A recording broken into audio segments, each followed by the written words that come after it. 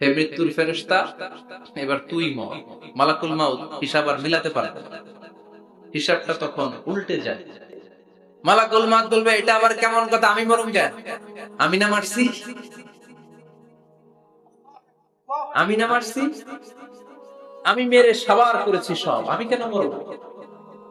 আল্লাহ বলবেন, মালাকুল মাউত এটাই তো বিধান, কুল্লু নাফসিন যায়িকাতুল মাউত।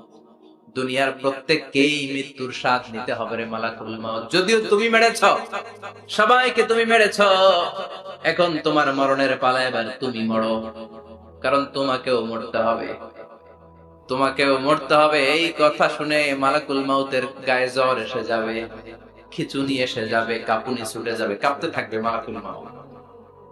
কি ভয়ঙ্কর দৃশ্যের না জানি অবতারণ শেষ হবে। কাঁপতে থাকবে মালাকুল মাউত। আল্লাহ বলবেন, কেঁপে লাভ নাই, ভয় পেয়ে লাভ নাই, জান্নাত জাহান্নামের মাঝ বরাবর একটা জায়গা আছে, ওই জায়গায় যে দাঁড়াবে মালাকুল মাউত, ওই জায়গার মাঝখানে যে দাঁড়াবে আর কাঁপবে। আল্লাহ চিৎকার দিয়ে বলবেন, মুত ইয়া মালাকাল মাউত, মুত, মরে যা, মরে যা। বলার সাথে সাথে মালাকুল মাউত জান্নাত এবং জাহান্নামের মাঝখানে বিকট একটা চিৎকার দিয়ে মরে লাশ হয়ে যাবে। বিশ্বনবী বলেন, মালাকুল মাউতের ওই দিনের চিৎকারটা এত ভয়ঙ্কর হবে, এত গগন বিদারী চিৎকার সেদিনের চিৎকারটা হবে। দুনিয়ার মানুষগুলো যদি তখনও দুনিয়ায় বেঁচে থাকতো, কিয়ামত হওয়ার জন্য আলাদা করে ইসরাফিলের সিংহায় ফুৎকার দেওয়ার আর দরকার হতো না। মালাকুল মাউতের এই চিৎকার শুনে কানের পর্দা ফেটে দুনিয়ার সব মানুষগুলো তখনই মরে যেত। তো ভয়ঙ্কর চিৎকার হবে। মালাকুল মাউত শেষ, এবার সামনে পেছন ডানে বায়ে উপরে নিচে কেউ নাই, একজন ছাড়া, তিনি কে? আল্লাহ সেদিন হুঙ্কার দিবেন। আল্লাহ বলবেন, পৃথিবীর বড় বড় প্রধানমন্ত্রীরা কোথায়? প্রেসিডেন্টরা কোথায়? আইনাল মুলুক, যারা ক্ষমতার দাপট দেখিয়েছো তারা আজকে কোথায়? আইনাল বিহার, সাগরগুলো কোথায়? আইনাল আনহার, নদীগুলো কোথায়? নীল নদ, মিসিসিপি, মিসৌরি নদ, গঙ্গা নদ, এই নদীগুলো কোথায়? নদগুলো কোথায়? আইনাল আশজার, বড় বড় বট গাছগুলো কোথায়? আইনাল জাবাবেরা, আইনাল মুলুক, অত্যাচারের স্টিম রোলার যারা আমার মুমিন বান্দাদের উপর চালিয়েছে, ওই বেয়াদব গাদ্দার মুনাফিক গুলো কোথায়? ডানে বায়ে কেউ নাই, আল্লাহ একাই হুঙ্কার দিবেন। হুঙ্কার ছেড়ে তিনি বলবেন, লিমানিল মুলকুল ইয়াউম, লিমানিল মুলকুল ইয়াউম, who belongs the kingdom today. আজকে ক্ষমতা কার? চিৎকার করে বলেন, আজকে ক্ষমতা কার? আল্লাহ নিজেই উত্তরে দিবেন, লিমানিল মুলকুল ইয়াউমা লিল্লাহিল ওয়াহিদিল কাহ্হার। আজকে ক্ষমতার মালিক মহাবিশ্বের কেউ নয়, ক্ষমতার মালিক হলেন একজন, তিনি কে? কেউ থাকবে না, সব চলে যাবে, একজন ছাড়া, তিনি কে?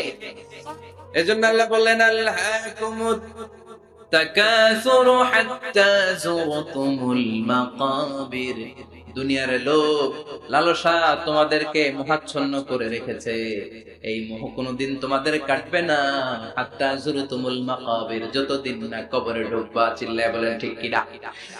এজন্য বিশ্বনবী বলতেন, কবর হলো জাহান্নামের প্রথম স্টেশন, কবর হলো আখিরাতের প্রথম স্টেশন।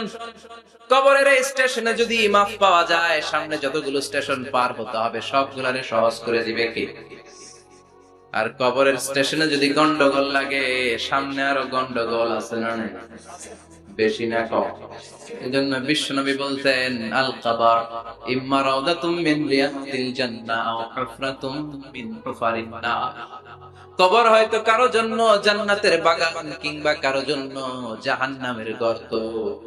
আমরা আল্লাহর কাছে দোয়া করি, আল্লাহ আমাদের সকলের কবর গুলোরে জান্নাতের বাগান বানিয়ে দাও। এজন্য বিশ্বনবী সব সময় দোয়া করতেন, আল্লাহুম্মা ইন্না নাউযু বিকা মিন আযাবিল কবর। ও আল্লাহ, কবরের আযাব থেকে তুমি আমাদের বাঁচাও, পড়ে না আমিন। বিশ্বনবী বলতেন, আমি দেখেছি কবরের মধ্যে তোমাদেরকে প্রশ্ন করা হবে, কবরে তোমাদের পরীক্ষা নেওয়া হবে। পুরো দুনিয়াটাই যেমনি পরীক্ষা, আখিরাতের প্রথম স্টেশন কবরেও পরীক্ষা আছে না নাই? প্রশ্ন আছে না নাই? কয়টা? জোরে বলেন। মুমিনদের জন্য 4টা, কাফিরদের জন্য 3টা। ভালো করে জানেন, চিল্লায় বলেন, মুমিনদের জন্য কয়টা, কাফিরদের কয়টা? প্রশ্নপত্র ফাঁস করে দিছে কে? কথা কম। এরপরও যদি ফেল করি, দোষ কার? দোষ আমাদের। আমাদের দোষ। কবর দেওয়ার পরে 40 কদম যখন আত্মীয়রা চলে যায়, দুজন ফেরেশতা আসবে, বসাবে। এই ঘটনাটা আমারও ঘটবে, আপনারও ঘটবে, বিশ্বাস হয়? প্রস্তুত আছেন তো? বসিয়ে দেওয়া হবে। মুমিন বান্দাকে প্রথম প্রশ্ন করবে, আমার রব্বুক, তোর রবের নাম কি? মুমিন বান্দা বলিষ্ঠ কণ্ঠে বলে দিবে, আল্লাহ আমার রব, এই রবই আমার সব। পড়েন, আল্লাহ আমার রব, এই রবই আমার সব। দমে দমে তনু মনে তারিও তোমার দুনিয়াতে আমি যেদিকে তাকাই, অথই নেয়ামাতে ডুবে আছি সবাই। পাক পাখালির গানে শুনি তাসবিহ কলর, তাসবিহ কলর। আল্লাহ আমার রব, এই রবই আমার সব। পড়েন আমিন। আমরা যেন আল্লাহ বলিষ্ঠ কণ্ঠে বলতে পারি, আল্লাহ আমার রব, তুমি কবুল করো। পড়েন আমিন। প্রথম প্রশ্ন খালাস। দ্বিতীয় প্রশ্ন, আমা দীনুক, তোর দিনের নাম কি, ধর্মের নাম কি? চিৎকার দিয়ে আমরা বলবো আমাদের ধর্মের নাম। তৃতীয় প্রশ্ন করা হবে, মান হাদার রাজুল, দেখো তো এই লোকটারে চিনো কিনা, এই লোকটারে চিনা চিনা লাগে কিনা। আমরা বলবো, চিনি মানি, এই লোকের জন্য আমরা দুনিয়াতে সব করতে রাজি ছিলাম। এই লোকের জন্য আমরা দেহের প্রাণ ঢালা উচ্ছ্বাস ছিল আমাদের হৃদয়ে। আমাদের দেহের রক্তটুকু বিলিয়ে দিতে আমরা পৃথিবীর বুকে কোনটা বোধ করি নাই। চিল্লায় বলেন ঠিক কিনা? এই নবী আমাদের পেয়ারা নবী, চাঁদের চেয়ে সুন্দর তুমি, নবী আমার কামলিওয়ালা। চাঁদের চেয়ে সুন্দর তুমি, নবী আমার কামলিওয়ালা। দু জাহানের বাদশাহ তুমি, প্যারা নবী সাল্লাল্লাহু আলাইহি। দু জাহানের বাদশাহ তুমি, প্যারা নবী সাল্লাল্লাহু আলাইহি। চাঁদের চেয়ে সুন্দর তুমি, নবী আমার কামলিওয়ালা। পড়েন আল্লাহু আকবার। আমরা বলবো, এটা আমাদের কামলিওয়ালা নবী। এই নবীর অনুসরণ আমরা করেছি, এই নবীর কথা আমরা দুনিয়ায় মেনেছি। তার মানে প্রথম প্রশ্নেও পাস, দ্বিতীয় প্রশ্নেও পাস, তৃতীয় প্রশ্নেও পাস। এবার মুমিনদের জন্য এক্সট্রা একটা কোশ্চেন আছে না নাই? 4 নাম্বার প্রশ্নটাও জেনে রাখেন, কবরে কাজে লাগবে।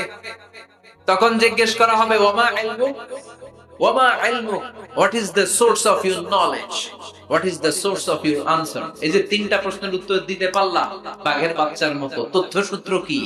What is the reference? করতে শিখছো, কোত্থেকে শিখেছেন বলে আসতে হবে। আমরা বলবো, আমরা কোরআন থেকে শিখেছি, হাদিস থেকে শিখেছি, মাহফিল গুলোতে জেনেছি, বয়ানগুলো থেকে শিখেছি। পড়েন সুবহানাল্লাহ। 4টা প্রশ্নের উত্তর যখন আপনি দিয়ে দিবেন, ফেরেশতারা বলবে আহলান ওয়া সাহলান, কংগ্রাচুলেশন। কি বলবে?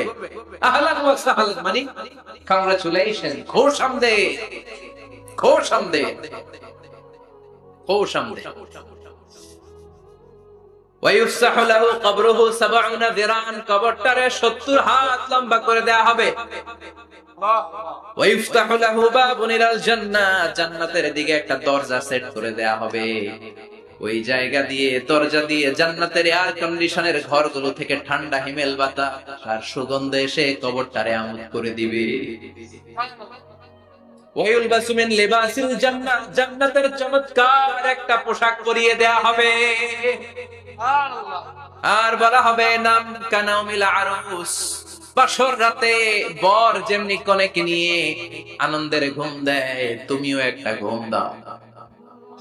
সুবহানাল্লাহ। পড়ে নাম কানাউমিল আরুস, বা সোমরাতে বর যেমনি কনেকে নিয়ে ঘুমায়, মধুর একটা ঘুম আপনার সেদিন হবে। ইসরাফিলের সিংহার আওয়াজ ওই হুইসেল বাজার আগ পর্যন্ত ওই ঘুম কেউ আপনার ভাঙাতে পারবে না। আল্লাহ কবরের 4টা প্রশ্ন, এগুলোর সঠিক উত্তর দিয়ে জান্নাতের পোশাক পরে আমরাও যেন ঘুমিয়ে থাকতে পারি তৌফিক দাও। আর জোরে পড়েন আমিন। এবার নাস্তিকদের পালা, বামপন্থীদের পালা, রামপন্থীদের পালা, ইসলাম বিরোধীদের পালা, কোরআন বিরোধীদের পালা, নবী বিরোধীদের পালা।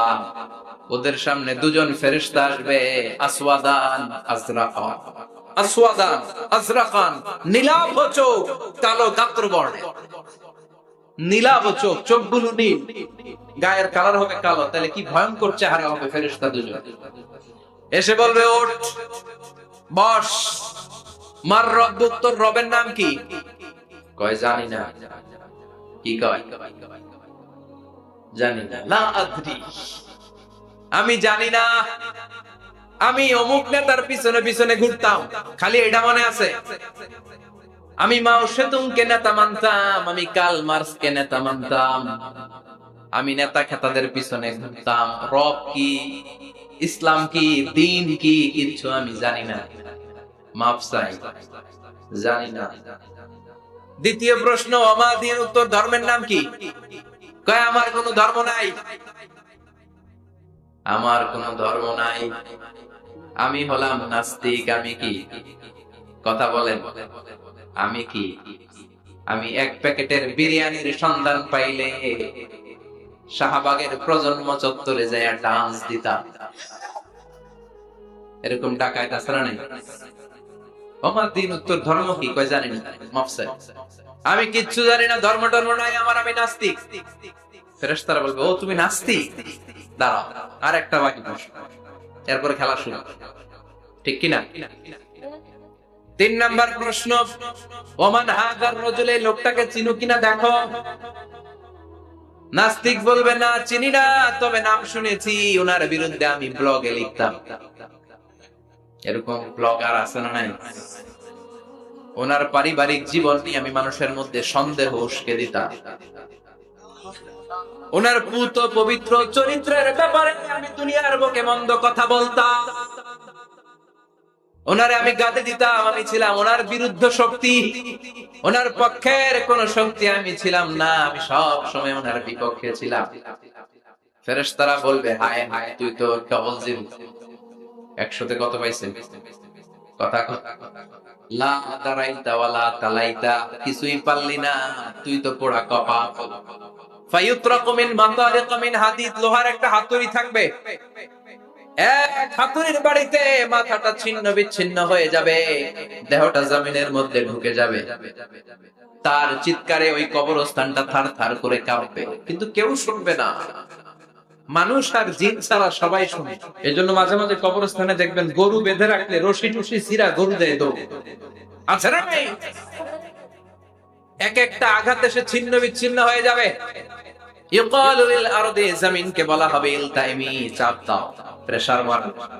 ফাতাখতালিফা আতলাউহু, দেহের এই পাজরগুলো, ডান দিকের পাজর বাম দিকে যাবে, বাম দিকের পাজর ডান দিকে আসবে, পুরো দেহটা পাউডার হয়ে যাবে। তার এক একটা চিৎকারে পুরো কবরস্থান থার থার করে কাঁপবে। হাত্তা সা, আর এই খেলা চলতে থাকবে ইসরাফিলের সিংহা পর্যন্ত। মুমিনের ঘুম চলতে থাকবে ইসরাফিলের, আর ওর সাথে ফেরেশতাদের খেলা আছে না নাই? এটার নাম ফাইনাল খেলা। কি খেলা?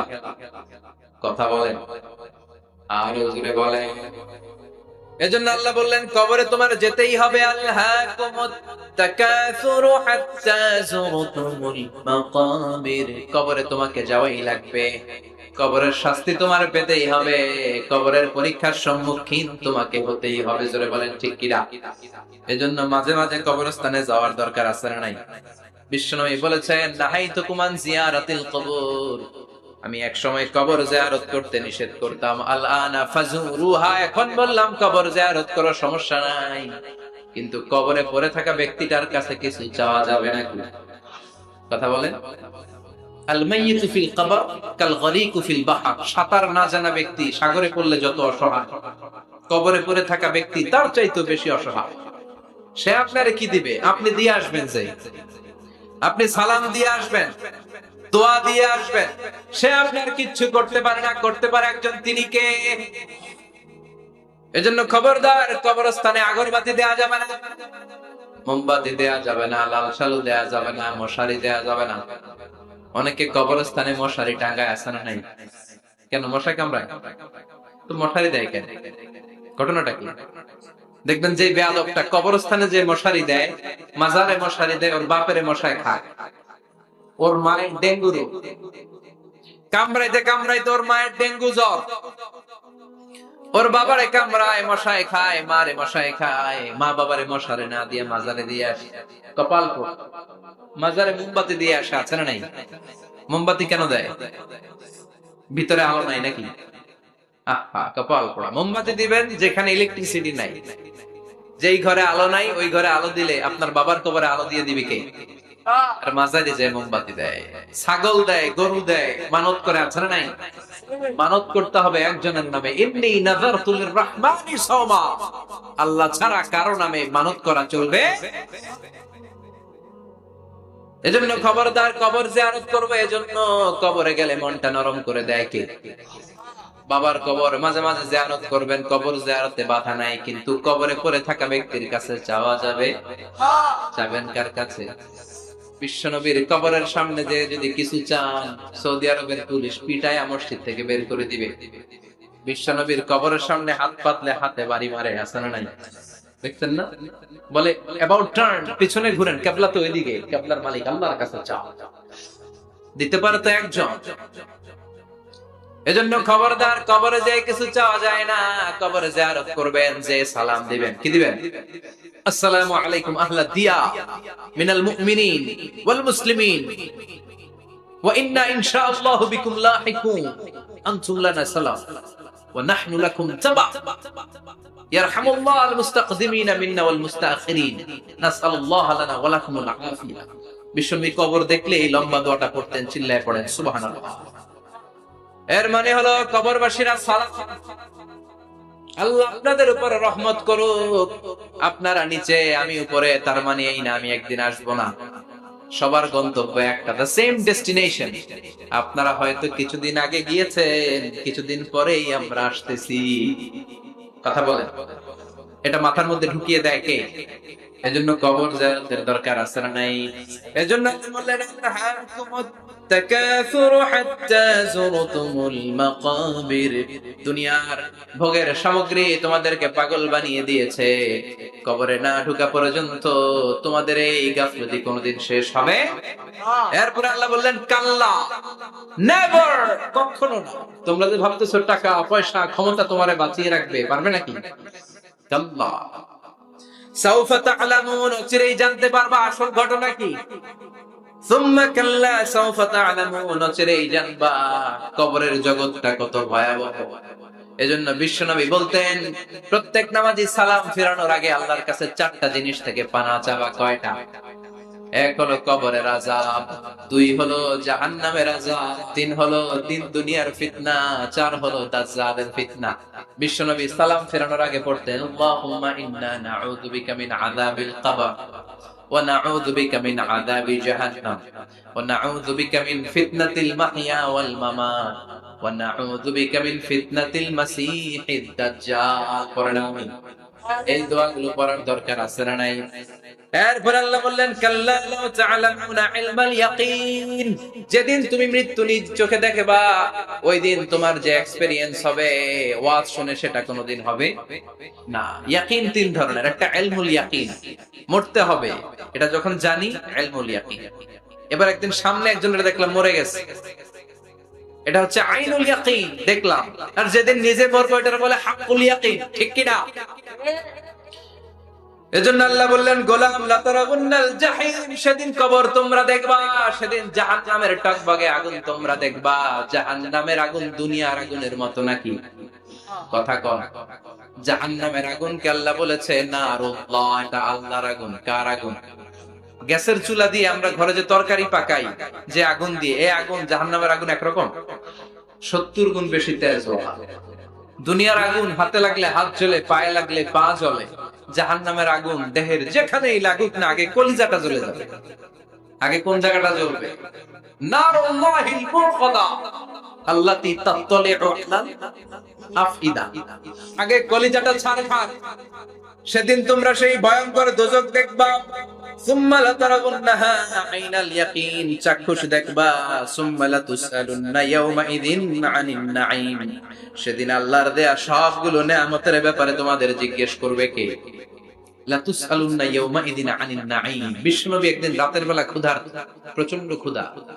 ক্ষুধার চোটে ঘর থেকে বের হয়ে দেখে আবু বকরও বাইরে, ওমরও বাইরে। ঘটনা কি? What a coincidence! কেমনে মিলে গেল? বিশ্বনবী বললেন, আবু বকর বাইরে কেন? কয়, নবী ক্ষুধা। ওমর, তুমি তো এই টাইমে বাইরে থাকো না, বাইরে কেন? কয়, ঘরে খাওয়ার নাই। বিশ্বনবীর পেটেও খাবার নাই।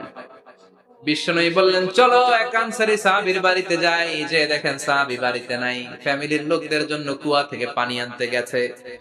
পানি এনে দেখে বিশ্বনবী আর আবু বকর ওমর দাঁড়ানো। সাহাবী বলে, ও নবী, গভীর রাতে আপনি আমার বাড়িতে এসেছেন, আমার চেয়ে সৌভাগ্যবান এই মুহূর্তে পৃথিবীতে কেউ নাই। ও নবী, কি মেহমানদারি করব? বিশ্বনবী বললেন, যা আছে তাই নিয়ে আসো। সাহাবা খেজুর বাগান থেকে খেজুর ডাল ভেঙে আনলেন।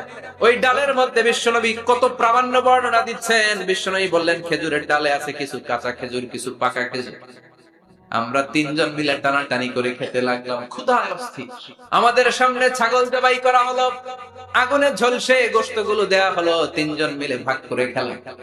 বললাম, আবু বকর, এতক্ষণ ক্ষুধার্ত ছিলা, ক্ষুধা ছিল কে? এখন তোমার পেটে ক্ষুধা আছে নাকি? কয়, নাই। এই নিয়ামত তোমার দিল কে? সুম্মা লাতুসআলুন্না ইয়াওমাইযিন আনিন নাঈম। বিশ্বনবী বললেন, ও আবু বকর, এই যে নিয়ামত এই মাত্র খেলা, এই নিয়ামতের ব্যাপারেও তোমারে জিজ্ঞেস করবে কে? তাইলে প্রতিটি নিয়ামতের ব্যাপারে ইন দা ডে অফ জাজমেন্টে প্রশ্ন আছে না নাই? নিয়ামত আল্লাহ আমাদেরকে কম কম দিছে, তাই না? কথা কম, কথা কম। ঠিক যেই মুহূর্তে আমরা এখন সুস্থ, অসুস্থ হয়ে হসপিটালে পড়ে আছে না নাই? মৃত্যুর সাথে কঠিন পরিস্থিতিতে পড়ে আছে, এরকম আছে না? এজন্য আল্লাহ বললেন, ওয়া ইন তা'উদ্দু নি'মাতাল্লাহি লা তুহসুহা। এত নিয়ামত দিয়েছি, গুণে শেষ করা যাবে না। কিয়ামতের দিন এই নিয়ামতগুলোর ব্যাপারে পাই টু পাই আমাদের কাছে হিসাব চাইবে কে? কথা কোন? পাঁচটা বিষয়ের হিসাব চাইবে। নাম্বার 1, আন হায়াতিহি ফিমা আফনাহা। তোমার জীবনটাকে তুমি কোন কাজে লাগিয়েছো? এটা হচ্ছে কমন কোশ্চেন। কবরের প্রশ্ন আমাদের 4টা, আর কিয়ামতের ময়দানে কয়টা? কথা কম। নাম্বার 1, জীবন দিয়েছে, জীবন কোন কাজে লাগিয়েছো? নাম্বার 2, জীবনে যে যৌবন আছে, যৌবনটারে কোন কাজে লাগিয়েছো? ঠিক কি না? যৌবনের ইবাদত আল্লাহর কাছে বড় প্রিয়। যুবক যারা নামাজ পড়ে, বুড়ো হলে নামাজ পড়তে না পারলেও আমল নামায় নামাজের সওয়াব দিবে কে? সুবহানাল্লাহ কি বলেন না? পেনশন স্কিম, এটা কি বলে? After service appreciation. 30 বছর গভর্নমেন্ট জব করার পরে বয়স হচ্ছে 60, আর করতে পারেন না, তখন একটা বান্ডেল, এক বান্ডেল টাকা আপনারে দিয়ে পেনশন স্কিম। জাতিকে সাথ দিয়েছেন, এখন পারেন না, তারপরেও টাকা আছে নাই? এটাকে বলে আফটার সার্ভিস অ্যাপ্রিসিয়েশন। এত সার্ভিস যে দিয়েছেন, অ্যাপ্রিসিয়েশন। এজন্য যুবক যারা এখন নামাজ পড়ো, ইসলামের পক্ষে থাকো, বুড়ো বয়সে কোমরে ব্যথার কারণে নামাজ পড়তে না পারলেও পেনশনের মতো আমল নামায় সওয়াব দিবে কে? আবার 7 শ্রেণীর ব্যক্তিকে কিয়ামতের ময়দানে রব্বুল আলামিন আরশের নিচে ছায়া দিবেন। ওই 7 শ্রেণীর মধ্যে যুবক শ্রেণী একটা আছে, যে যুবক তার যৌবনে আল্লাহর ইবাদত করেছে। পড়েন সুবহানাল্লাহ। যৌবনটা আল্লাহর ইবাদতে কাটিয়েছে, তার জন্য স্পেশাল আল্লাহর আরশের নিচে ছায়া আছে না? এই 7 শ্রেণীর মধ্যে 2 শ্রেণীর যুবক। একটা হচ্ছে যে যুবক বয়সে ইবাদত করেছে, আরেকটা হচ্ছে যে যুবক কোন মেয়ের সাথে পাপ কাজের অফার পেয়েও বলেছে, ইন্নী আখাফুল্লাহ, নিশ্চয় আমি ভয় পাই একজনকে। তিনি কে? চিল্লায় বলেন, কে? যাদের হৃদয়ে আছে আল্লাহর ভয়, তারা কবু পথ ভুলে যায় না। আল্লাহর প্রেম ছাড়া এই দুনিয়া কারো কাছে কোনো কিছু চায় না। রাতের আধারে যারা সেজদাতে রয়, দু চোখের স্রোতে নদী যেন বয়, ছলনার হাতছানি যতই ডাকুক পেছনে ফিরেও সে তাকায় না। যাদের হৃদয়ে আছে আল্লাহর ভয়, তারা কবু পথ ভুলে যায় না। ঠিক কিনা? আল্লাহর ভয় অন্তরে থাকার দরকার আছে না নাই?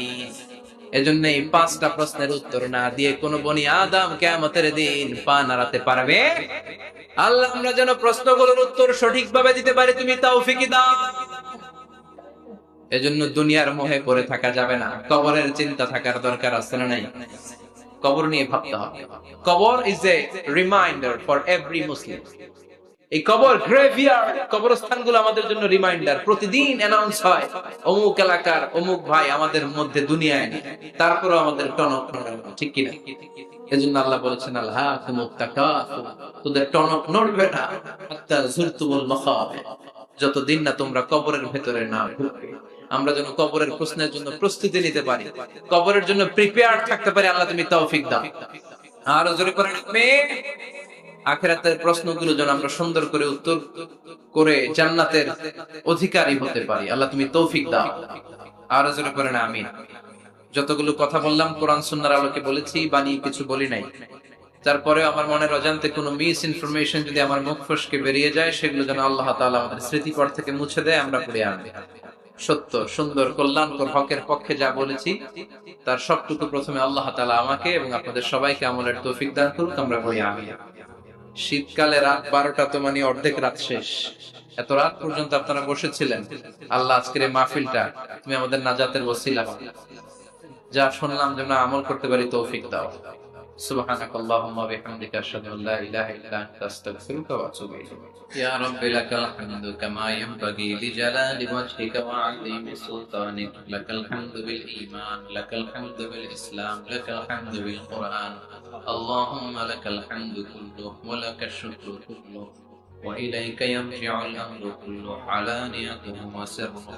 فأهل أنت أن تحمد، وأهل أنت أن تعبد، وأنت على كل شيء قدير. لك الحمد حتى ترضى، ولك الحمد إذا رضيت، ولك الحمد بعد الرضا. لك الحمد حمد الحامدين، حمد الشاكرين، حمد الذاكرين، حمدا يوافي نعمه ويدافع نقمه ويكافئ مزيده. لك الحمد كما ينبغي لجلال وجهك وعظيم سلطانك. اللهم اهدنا فيمن هديت، وعافنا فيمن عافيت، وتولنا فيمن توليت، وبارك لنا فيما أعطيت، وقنا واصرف عنا برحمتك شر ما قضيت. إنك تقضي بالحق ولا يقضى عليك. اللهم لا تدع لنا ذنبا في مقامنا هذا إلا غفرته، ولا دينا إلا قضيته، ولا مريضا إلا شفيته، ولا مجاهدا في سبيلك إلا نصرته، ولا حاجة من حوائج الدنيا إلا وفيتها يا الله. اللهم اجعل القرآن العظيم ربيع قلوبنا ونور صدورنا وجلاء أحزاننا وذهاب همومنا وغمومنا، واجعله شفيعنا يوم الحساب، وارزقنا تلاوته آناء الليل وأطراف النهار. ربنا ظلمنا أنفسنا وإن لم تغفر لنا وترحمنا لنكونن من الخاسرين. ربنا آتنا في الدنيا حسنة وفي الآخرة حسنة وقنا عذاب النار. রব্বুল আলামিন আমাদের হাতগুলো তুমি কবুল আর মঞ্জুর করে দাও। আমাদের জীবনের সব গুনাহ তুমি মাফ করে দাও। আমাদের গুনার কোনো শেষ নাই, সীমা নাই। আমাদের গুনার কোনো শেষ নাই, সীমানা নাই। রব্বুল আলামিন আমরা গুনাহগারের গুনাহ আমাদের বেশুমার। আমাদের গুনাহ যত বড়ই হোক, তোমার রহমান নামের দরিয়া তার চাইতেও বড়। রব্বুল আলামিন আমাদের সব গুনাহগুলোকে মাফ করে দিয়ে আমাদেরকে মাসুম বানিয়ে দাও। আজকের মাহফিলটারে কবুল আর মঞ্জুর করে নাও। যারা টাকা দিয়ে, পয়সা দিয়ে, বুদ্ধি আর পরামর্শ দিয়ে